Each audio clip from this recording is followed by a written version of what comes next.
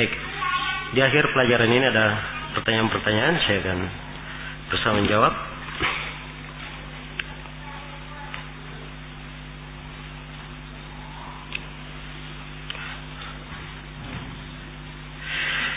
Mana yang lebih didahulukan penyebutannya dalam takhrij antara tabaqah musannif dengan kesahihan kitab seperti Sahih Ibnu Hibban dengan lainnya, tabaqat penulisnya lebih tua. Ya. Ini ada perbedaan ya. Ibnu Hibban itu disifatkan kitabnya dengan sahih. Jadi kalau ada kitab Ibnu Hibban Al-Hakim, Ibnu Hibban didahulukan, kemudian Al-Hakim. Jelas ya? Kalau ada Ibnu Khuzaimah didahulukan. Jadi tertibnya dikeluarkan oleh Ibnu Khuzaimah, Ibnu Hibban dan apa? Al-Hakim, itu tertib. Ya, jelas ya? Kalau ada buku lain di selain itu, ya, misalnya kita ada hadis dikeluarkan oleh Kutubus Sittah, dikeluarkan oleh Ibnu Khuzaimah, Ibnu Hibban dan Al-Hakim, dikeluarkan oleh Al-Baihaqi, oleh Al-Khatib Al-Baghdadi, dikeluarkan juga oleh At-Tabarani, dikeluarkan oleh siapa? Oleh misalnya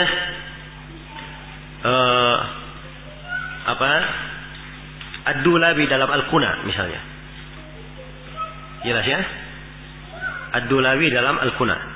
Maka cara mentartibnya kita katakan dikeluarkan oleh Bukhari, Muslim, Abu Daud, Tirmidzi, An-Nasai, Ibnu Majah. Ya. Dan dikeluarkan pula oleh siapa? Ibnu Khuzaimah, Ibnu Hibban, Al-Hakim. Baru setelah itu kita katakan dikeluarkan oleh Ad-Dulabi, At-Tabarani. Ya. Kemudian apa? Al-Baihaqi, Abu Nuaim dan siapa? Al-Khatib Al-Baghdadi. Al-Khatib terakhir sebab dia yang paling di bawah tingkatannya. Ad-Dulabi diataskan sebab dia tingkatan apa? Lebih di atas. Ya. Dari sisi tabaqat dia tidak jauh dari tabaqat Al-Bukhari dan Muslim. Tapi kita akhirkan setelah Ibnu Khuzaimah sebab Ad-Dulabi pembahasan kuna, bukan pembahasan khusus tentang apa? Tidak disifatkan dengan kitab As-Sihah. Jelas ya? Jadi ini ada pengaturan ya. Ya, tentang tertibnya. Dilihat tabaqatnya, kesahihannya, itu ada aturannya. Nah, jadi caranya antum supaya lebih pas menggunakan ini, itulah tadi saya katakan, antum baca buku-buku takhrij itu tadi. Lihat bagaimana Ibnu Hajar menggunakan, bagaimana Az-Zailai menggunakan, bagaimana Al-Iraqi menggunakan. Jelas ya? Kalau Syekh Al-Albani rahimahullah di Irwaul Ghalil, beliau kadang pada sebagian hadis beliau dahulukan tidak teratur tabaqatnya, misalnya Al-Baihaqi dan Ahmad. Ya. Dan ini sangkaan saya karena ya, banyak dari takhrij yang ada di Irwaul Ghalil tidak diberi nomor oleh Syekh Al-Albani. Ya, sangkaan saya bahwa takhrij beliau ini beliau kerja tidak sekaligus, tapi bersama dengan waktu beliau kerja. Ya, jadi ada tambahan baru beliau masukkan, ada tambahan baru beliau masukkan, sehingga ada sebagian tertib yang kelihatannya kurang apa? Kurang beraturan. Berbeda dengan buku yang lainnya, teratur sekali. Jelas ya? Teratur sekali. Maka di sini kita sendiri yang hendaknya pandai melihat dan mendudukkan bagaimana harusnya kita menyusun ya rawi-rawi yang mentakhrij itu atau rawi-rawi yang mengeluarkan hadis itu. Maksudnya para penulis yang mengeluarkan hadis. Bolehkah seorang menyampaikan hadis secara makna? Misalnya ketika seorang memberi ceramah sebuah majelis karena lupa lafaz hadis itu. Ini sudah kita terangkan kemarin ya, pembahasan mustalah. Boleh atau tidak? Ya boleh, tapi dengan syarat-syarat. Ya. Boleh dengan syarat-syarat. Ya. Ada syarat-syaratnya sudah kita bahas di pembahasan mustalah kemarin.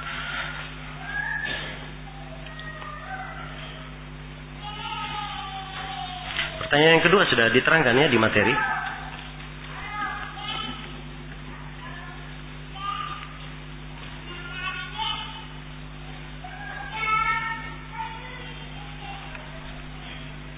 Dilihat dari segi apakah Kutubus Sittah dijadikan sebagai rujukan utama ilmu hadis dibanding kitab-kitab yang lain.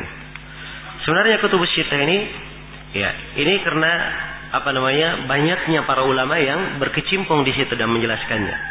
Khusus untuk Ibnu Majah itu ada silang pendapat, apakah Ibnu Majah yang ke-6 atau Sunan Ad-Darimi. Atau Sunan Ad-Darimi. Dan Sunan Ad-Darimi kadarnya ya tidak bisa dikatakan di bawah Ibnu Majah. Akan Ad-Darimi mungkin lebih bagus. Ya, demikian pula Muntaqa Ibnul Jarud. Muntaqa Ibnul Jarud itu Masya Allah sedikit sekali hadits lemah di dalamnya. Ya, tapi dia tidak masuk di Kutubus Sittah. Jelas ya? Tapi kalau misalnya ada Muntaka Ibnul Jarud didahulukan di atas Kutubul Arba'ah. Dari sisi apa? Tabaqatnya dan dari sisi isi dan kandungan kitabnya. Tapi kalau dari sisi penerimaan, ya biasanya apa?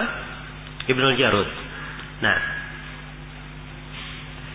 biasanya Kutubul Arba'ah ya, dari sisi banyaknya orang yang mengetahui.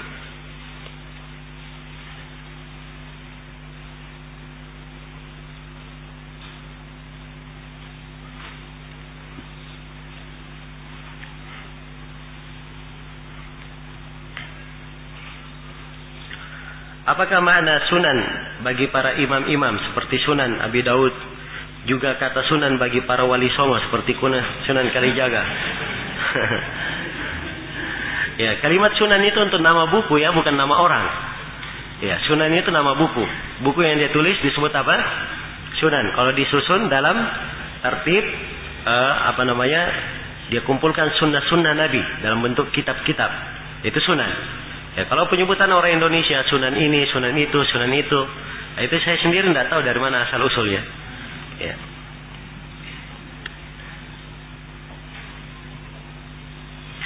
Setelah daurah mustalah ini bagi pemula dalam ilmu hadits, apa yang bagus, matan Nukhbatul Fikr dihafal atau cukup dipahami saja? Ya, bagusnya Nukhbatul Fikr itu dihafal, sebab ini dasar ya. Ya. Dan seorang penuntut ilmu di dasar itu dia perlu menghafal matan-matan. Al-Baiquniyah, Nukhbatul Fikr, harus ada dari setiap ilmu matan yang dia hafal. Jelas ya? Kapan matan itu sudah dia hafal dari awal menuntut ilmu, ya, itu adalah hal yang baik. Hal yang baik.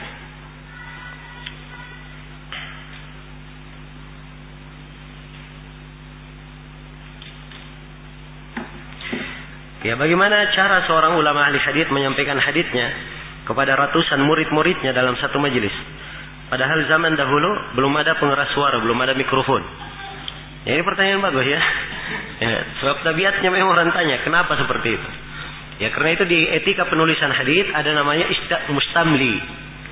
Ya, ada namanya mustamli, namanya penyambung lidah, penyambung lisan. Penyambung apa? Penyambung lisan. Ya. Jadi sekarang si guru berucap di sini.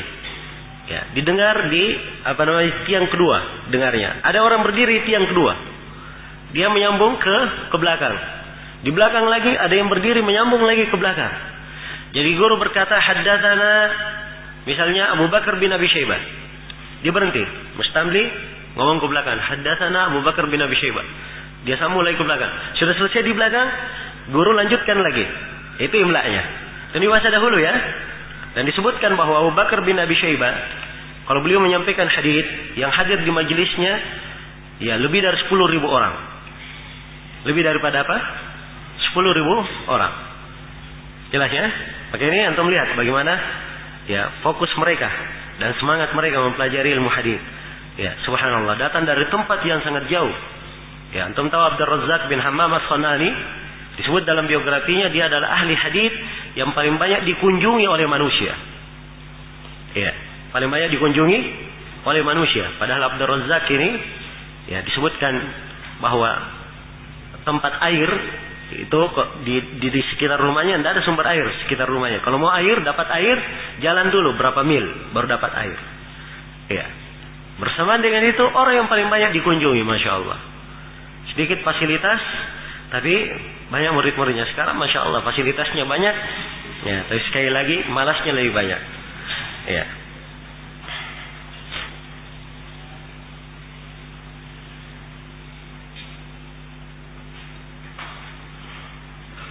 Apakah ada perbedaan makna pada kalimat pentakhrij hadits, memakai akhraja dan kharraja? Misalnya akhrajahul Bukhari atau kharrajahul Bukhari. Saya sudah sebutkan ya bahwa ada kemiripan dalam dua kalimat itu, tapi kata takhrij itu dia lebih banyak digunakan untuk dikeluarkan dijelaskan sumber aslinya dan diterangkan hukumnya, itu takhrij. Kalau akhraja itu kebanyakannya digunakan untuk pengacuan saja. Dikeluarkan oleh Bukhari, Muslim, walaupun tidak diterangkan diterangkan tentang kondisi dan keadaan hadits tersebut. Jelas ya, karena itu kebanyakan orang memakai kata akhrajahu. Akhrajahu. Ya. Baik, Ibnu Rajab memakai kata kharraja ya. Kharraja bermakna akhraja.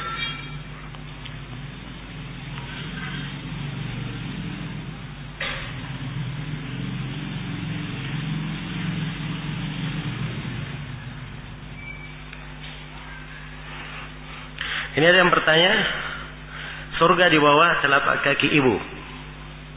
Ya. Bagaimana caranya untuk mentakhrij ini? Ya, sudah belajar ilmu takhrij ya?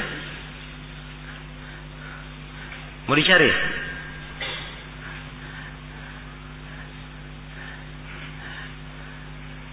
Baik, kita pakai Syamilah saja supaya mudah.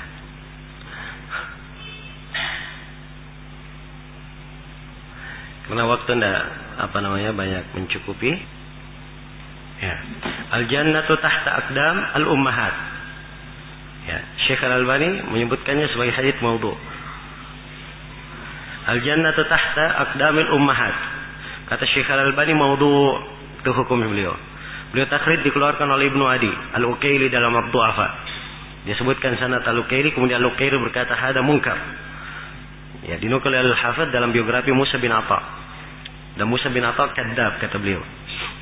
Setelah itu beliau bawakan bahwa potongan yang pertama, ya, ini dengan lengkapnya ya, al-jannatu tahta aqdamil ummahat, man syi'na adkhalna wa man syi'na akhrajna. Nah, ini tambahannya lebih mungkar lagi ya. Ya. Baik.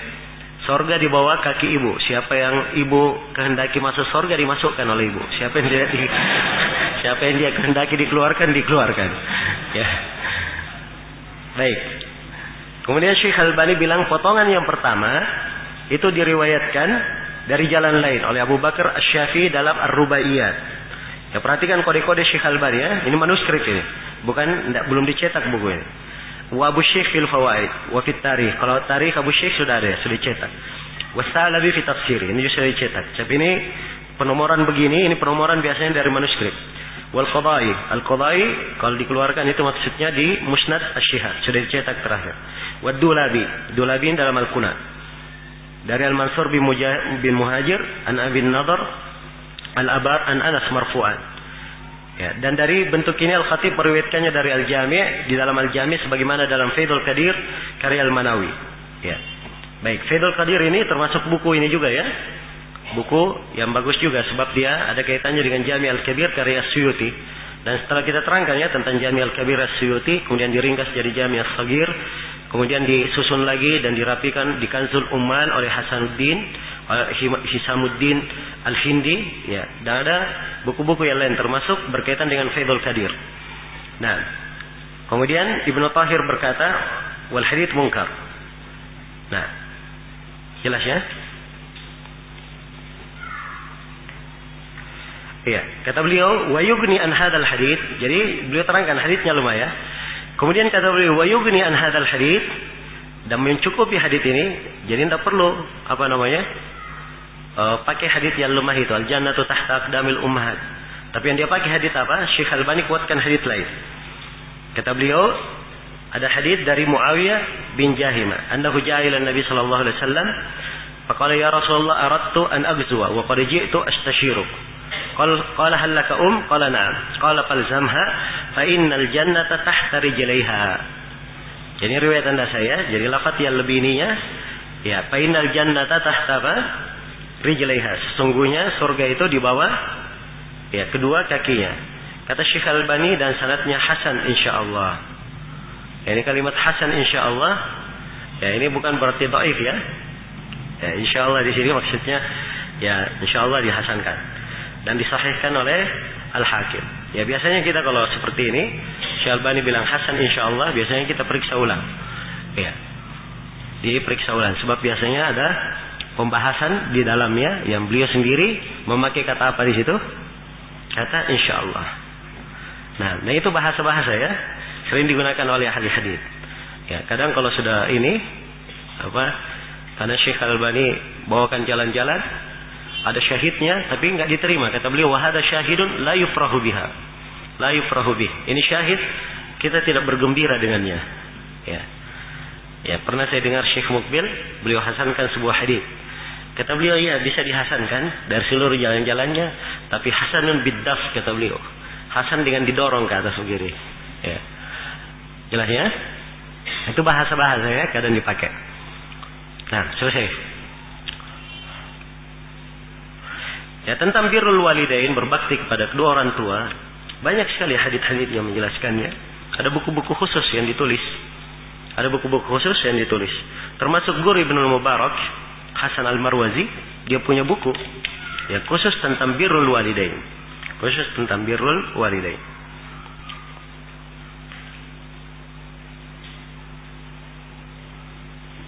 Ya, pertanyaan berkaitan dengan fikih saya tidak jawab sekarang ya. Ini pelajaran mustalah.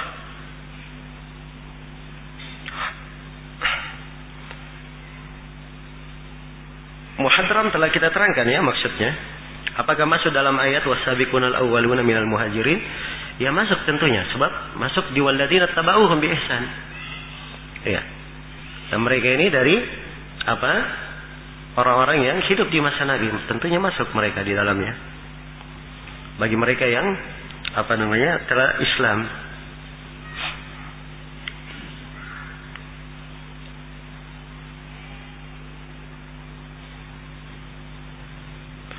Mursal mukhadram, apakah diterima atau tidak? Kalau mursalnya mukhadram, dia mursal. Sama hitungannya ya, hadits mursal. Tapi dia lebih baik daripada yang lainnya. Dalam artian kalau ada pendukungnya, itu tentunya lebih didahulukan untuk diterima.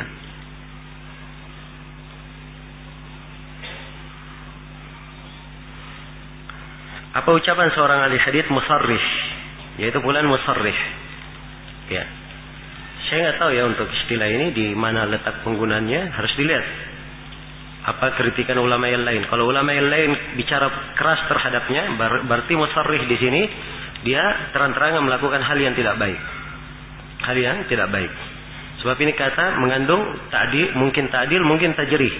Jadi lihat ya, fulan dahibul hadits. Kalau dahibul hadits ini jarah keras. Ya, sama dengan matruk kalau dikatakan dahibul hadits.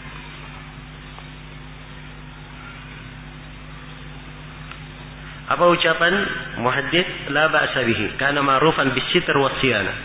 Ya la ba'sa bihi itu menunjukkan derajatnya hasan. Dan kalau dikatakan ma'rufan bis-sitr was-siyana itu adalahnya bagus. Ma'ruf adalahnya itu adalah hal yang bagus. Ya sitr itu artinya dia pandai menutup diri. Dalam artian dia jaga kehormatan dirinya, begitu maksudnya.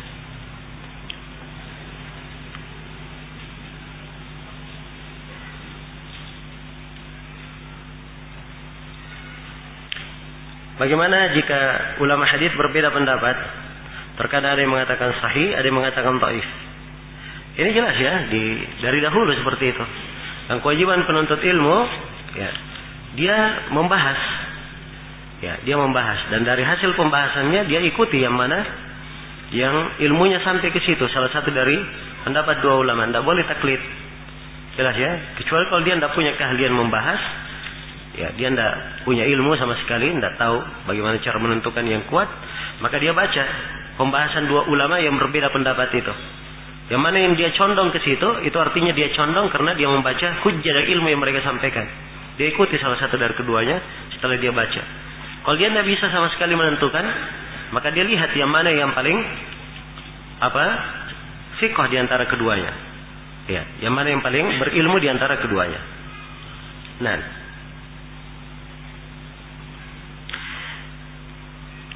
pada pembahasan man haddatsa wa nasi, siapa yang bercerita hadits dan lupa, perawinya apakah bisa masuk dalam su'ul hifdz? Ya, sudah saya sampaikan ya, bahwa orang yang keliru dalam riwayat itu tidak mengharuskan dia jelek hafalannya. Jelas ya? Tidak mengharuskan dia apa?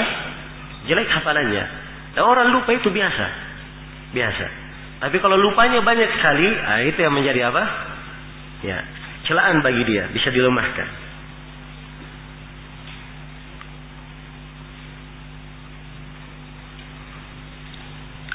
Apakah ada asar yang menjelaskan bahwa doa menjelang buka puasa itu mustajab? Ya, ada hadis menjelaskan tentang hal ini. Ya, 3 keadaan tempat mustajab doa, salah satunya ketika berbuka.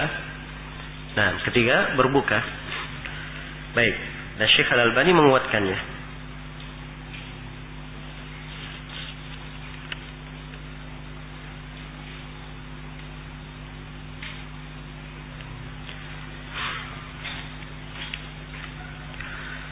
Dalam sebuah pembahasan kami mendengar Ustaz mengatakan bahwa kesalahan sebagian orang mentakhrij hadis menyebutkan wafaqahu ad-Dhahabi.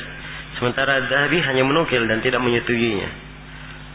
Pertanyaan kami, apa nama kitab tersebut? Ad-Dhahabi yang dikatakan beliau mentakhrij itu di talkhis beliau. Jadi Al-Hakim punya Mustadrak. Ada catatan-catatan Ad-Dhahabi di bawahnya. Talkhis Ad-Dhahabi. Nah, itulah yang kadang Ad-Dhahabi dia ringkas kembali ucapan Al-Hakim. Ya, kalau Ad-Dhahabi sendiri berucap itu dia kasih kata qultu, saya berkata. Ya, kalau Al-Hakim di atas berkata sahih di atas Bukhari dan Muslim, kemudian Ad-Dhahabi di bawah berkata qultu sahih ala syarti syaikhain, akhirnya baru persetujuan namanya wafaqahu Ad-Dhahabi.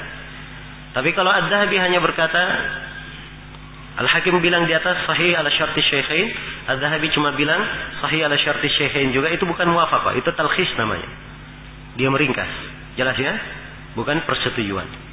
Nah, ini diterangkan oleh Syekhuna Syekh Mukbil di muqaddimah tahqiq beliau terhadap Mustadrak Al-Hakim. Dan ini termasuk fawaid dari faedah beliau. Beliau termasuk orang yang awal-awal kali mengingatkan tentang kesalahan tersebut.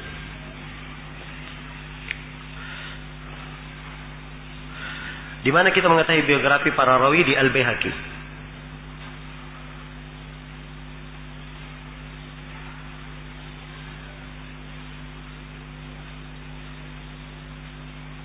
Apakah Syekh Al-Albani sudah mentakhrij Al-Baihaqi? Ya, saya tidak tahu ya, beliau Syekh Al-Albani ada kitab khusus karya Al-Baihaqi yang ditakhrij oleh beliau. Tapi kalau hadits-hadits Al-Baihaqi di Jami'ul Kabir dan seterusnya tentunya ya berlalu bersama Syekh Al-Albani banyak ya. Ya, rawi-rawi Al-Baihaqi ini rawi-rawi di tingkatan rawi kutubus sittah. Dari guru Al-Baihaqi, guru-gurunya, bahkan mungkin guru-gurunya lagi, 3 guru. Biasanya itu ini di luar kutubus sittah. Jadi kita mencarinya itu buku yang kita rujuk seperti Tarikh Baghdad atau Tarikh Ibnu Asakir, atau misalnya dibaca di Mizanul I'tidal karya Ad-Dhahabi ya. Dan selainnya dari buku-buku yang tabaqatnya lebih di bawah. Tabaqatnya lebih di bawah. Dan juga seperti buku Ad-Dhahabi Tarikhul Islam itu termasuk sangat bagus untuk hal ini.